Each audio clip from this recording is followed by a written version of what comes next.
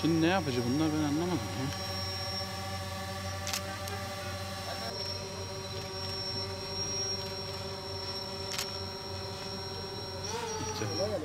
Tamam mıyız gençler? Tamam da. Bunları da yakalayacaklar. Yavrum bu tarafa kaçar da damla burası sıkar ha. Kayıtta mısın sen?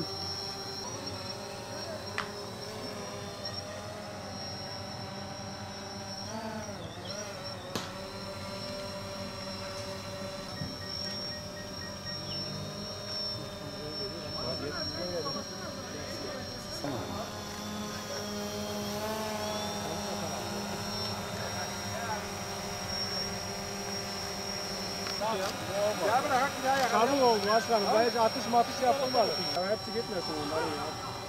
Başkanım bu çok ya. Baş. Ya bu tarafa getir bu arada ya. Hatta 2 silah 2 de ip olsa yeter ya.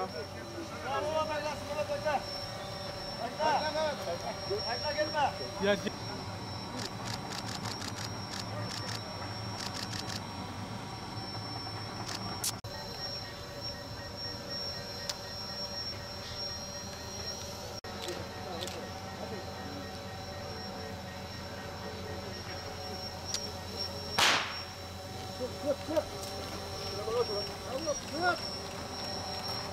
Tut lan.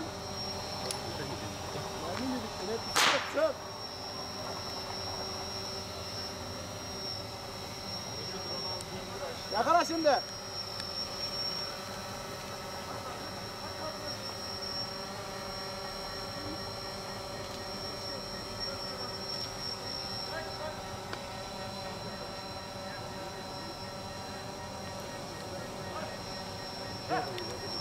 Tamam yeter bence. Bence de ya vallahi yetmez mi? Başka kovalama bence yeter.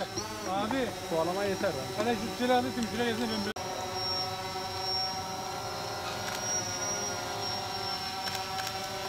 Tamam. Bekle abi. Araçların kapının önünden çıkışla bir ambulansı da alıp gelin. Alın baba.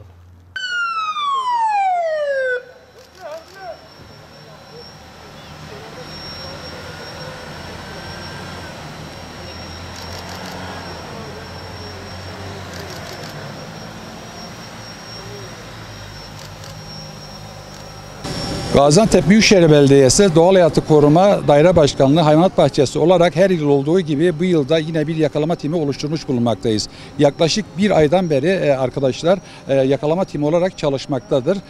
Toplam 20 kişiden oluşan bu tim 5 araçla birlikte Gaziantep'in her tarafına hizmet vereceklerdir. Bunlar arkadaşlar hayvanlara önce yakalama kementleriyle, eğer onunla yakalayamazlarsa da anestezi tüfeklerle kendilerini yakalayarak vatandaşa teslim edeceklerdir.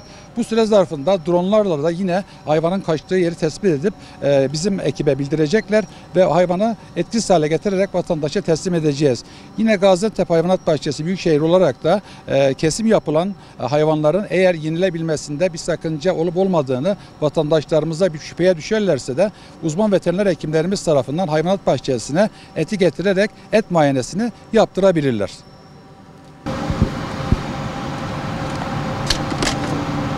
Sen şurayı aldın mı?